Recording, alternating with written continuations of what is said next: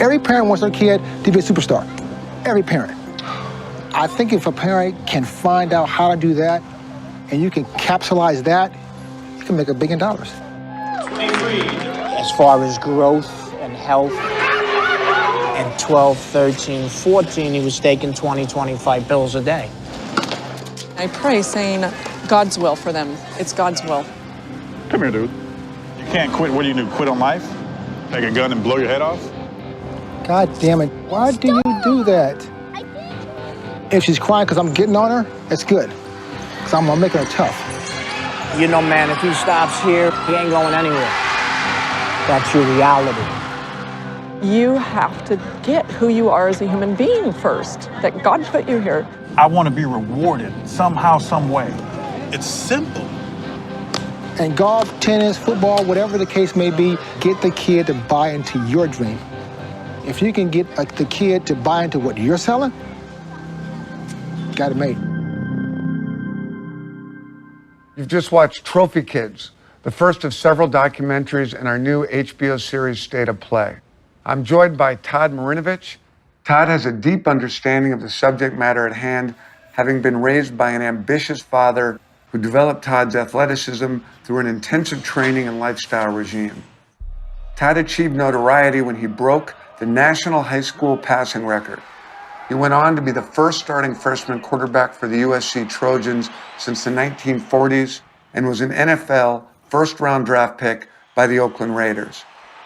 Despite his phenomenal trajectory, the pressure to succeed led Todd to struggle with substance abuse, which would ultimately lead to the end of his career as a professional athlete.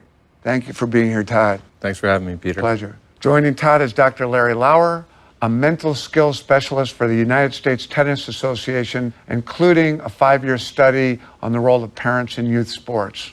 Larry, welcome. Thanks, Peter. Guys, real pleasure to have you both here. It's our first show. I'm very excited. Will you talk just a bit, for anyone that doesn't know your story, about how you were brought up and how your dad treated you maybe a bit differently?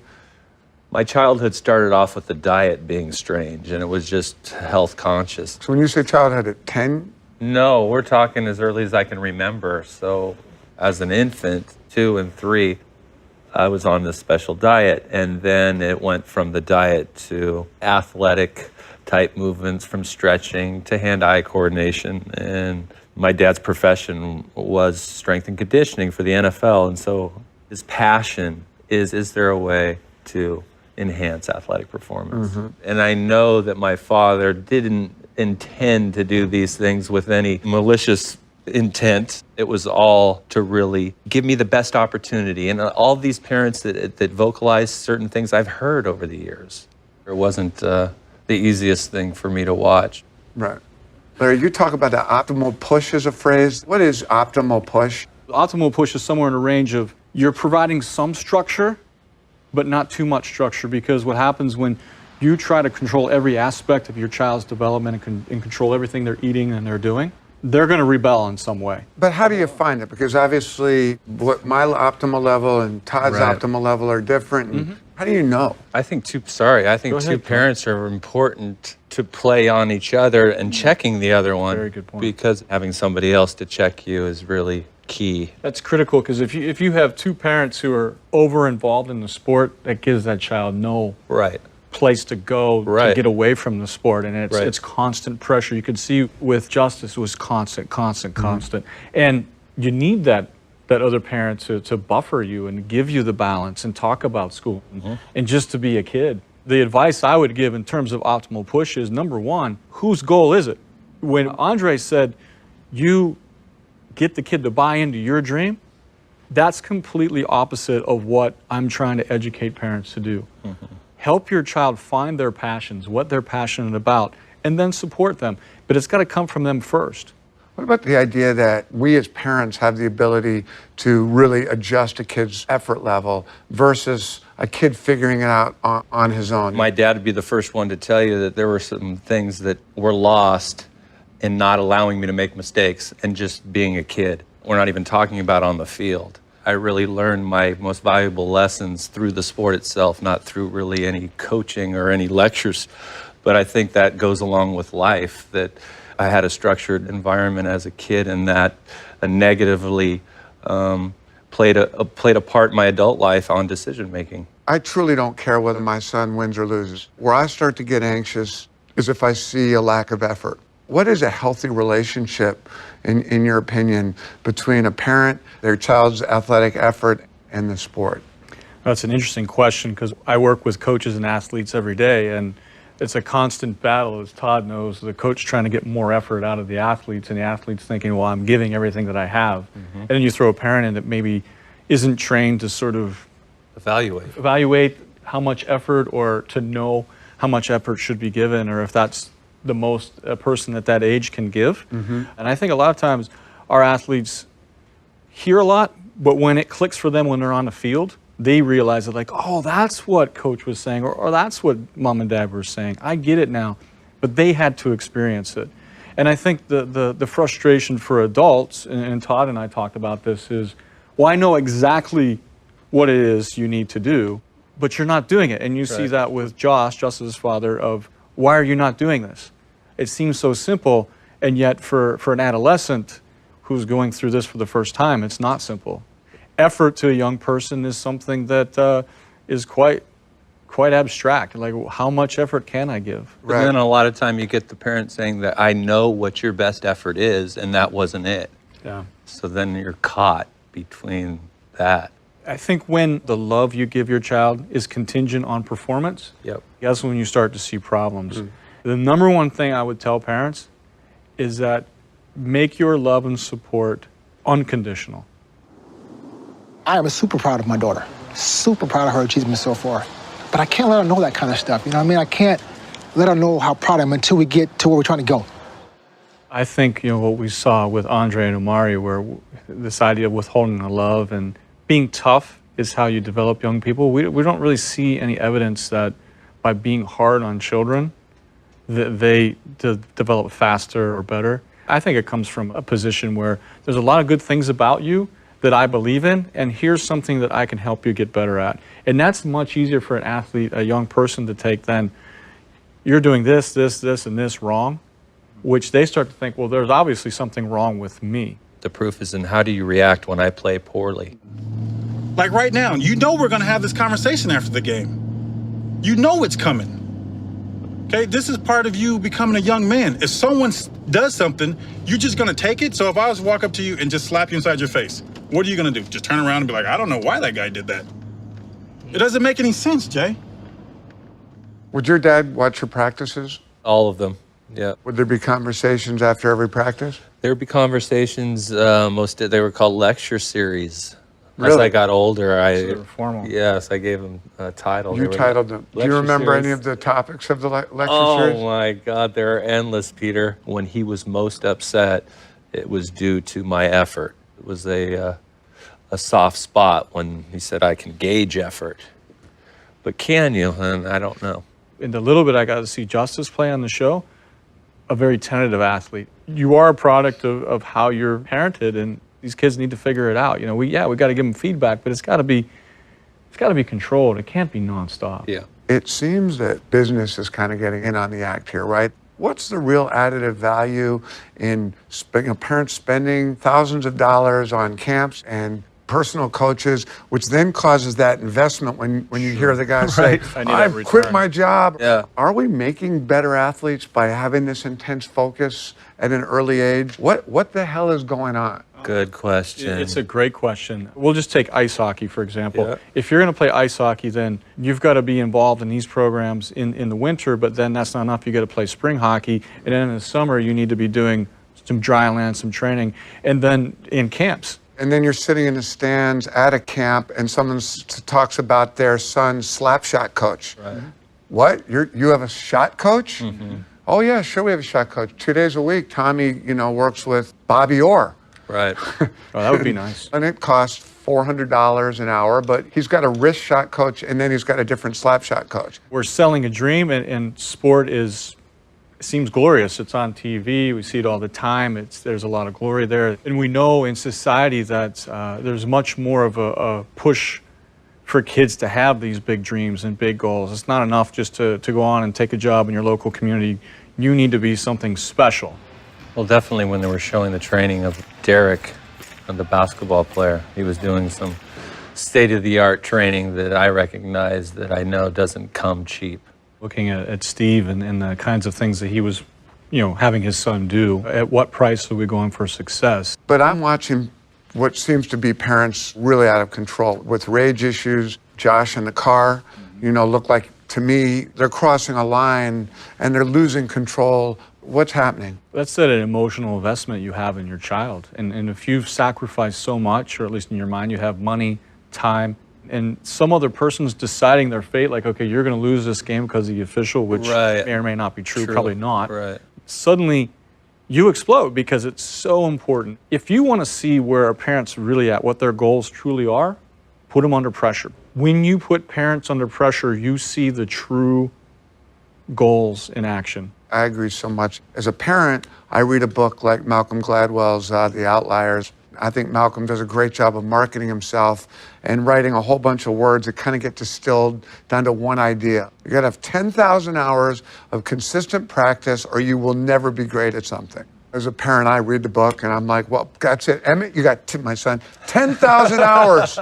And he's like, Dad, leave me alone. No, I'm not going to leave you alone. It says right here, we need 10,000 hours. I've run some numbers, and we've got 200. So we got a little work to do. And he's like, Dad, really? And the idea that, okay, practice. You got to practice. That's a good idea. But now we turn it into, no, it's not just practice. You need 10,000 consistent hours of repetitive practice. And my dad took it a step further back in the day. We've all heard practice makes perfect, but this was perfect practice. Oh, yeah. Oh, come on. I think there's some validity to the idea of if you really truly want this, you have to do the hard work to get there. And at the same time, parents take that and say, okay, 10,000 hours, so my kid's 4, by 14, he's going to be the best in the country. Guess what, at 13, you burned him out. Now you're handing away games. Fucking free throws, man. They're free throws. They're free throws. You hit the 2 free throws, you win the game. What would you say to a 42-year-old father who's in a basketball stadium and his son misses a free throw? Have him visualize Michael Jordan missing a free throw because everybody misses free throws, right? It's so hard to separate that it's my kid and we spent so much time at this and you shouldn't be missing, but come on. When I was a kid, we used to play tackle football at Mike Morgan's house. There were rocks, and there were trees that we moved out, and there were dogs, wild dogs, nobody that would try and bite us. And everybody was like bleeding and crying and fighting.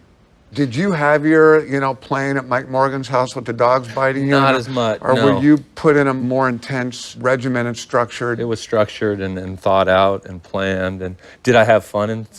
Sure, I had fun. There were moments of it.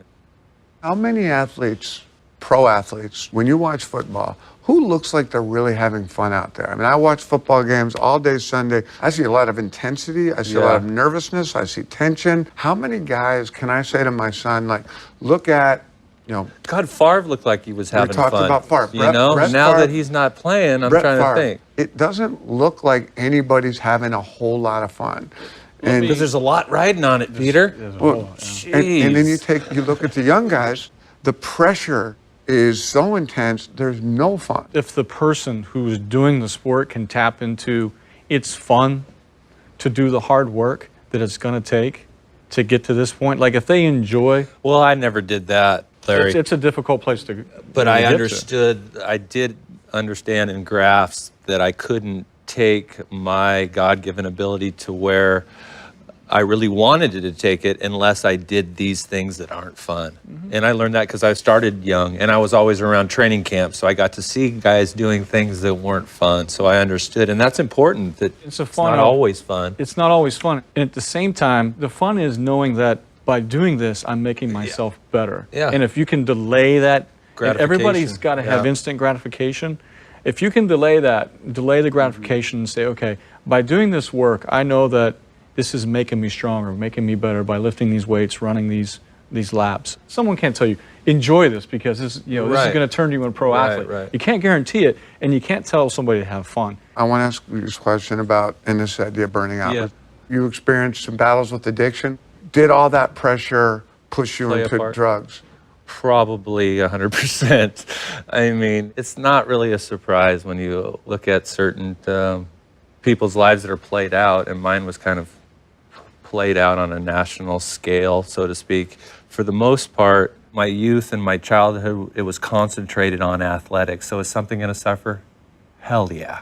If your dad was here, and again, thrilled that you guys are, you've rediscovered your love for each other and your buddies and all the great things but if you said to him, if you could go back and do it, anything different, what?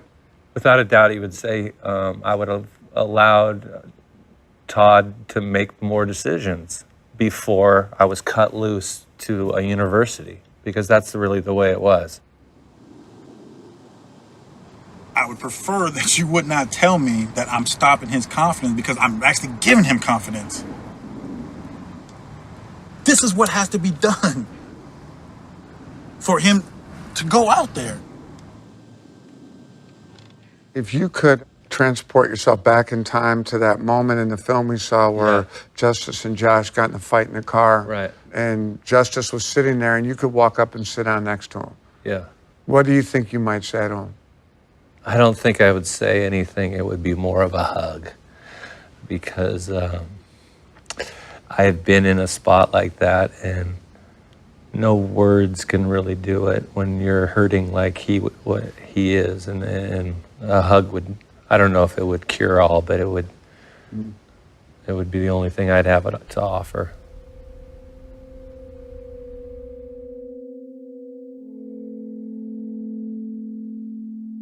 It was difficult, like knowing that he wasn't really like a dad. Coach, no dad, really, just all coach, personal trainer everywhere I go. Everything I do has to be perfect or I'm gonna be a failure.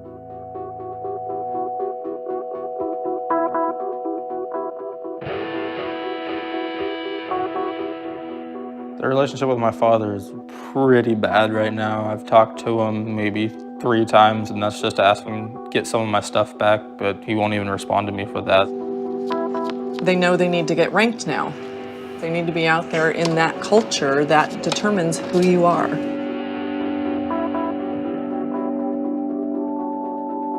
Instead of me pointing out what they did, just to shrink a little and let them just be in their bigness, in whether it's win, fail, no matter what it is, but let them just be who they are. We are working towards playing in the U.S. Girls Junior, and hopefully we'll try to qualify for the U.S. Women's Amateur.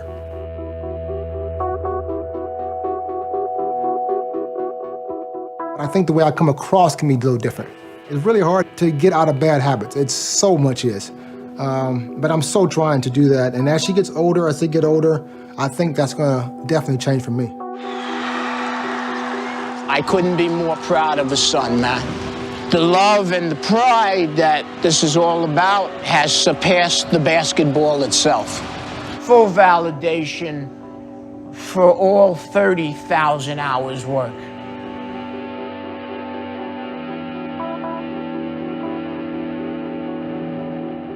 There are times you're asking yourself, are you crazy? Do I really need to do what I'm doing? Is what I need to ask myself. Brings tears to my eyes, the destruction and the power that parents hold.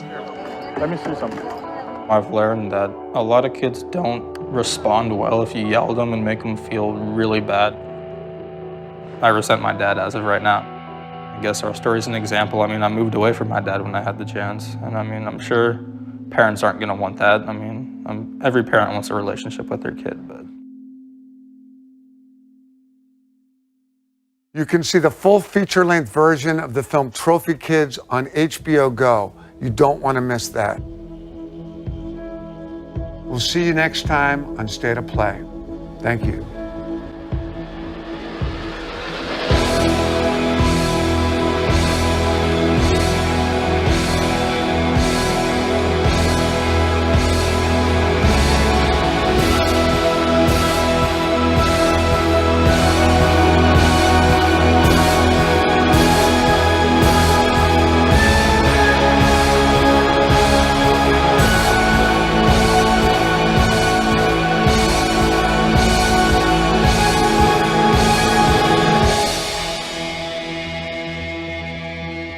This has been a presentation of HBO Sports.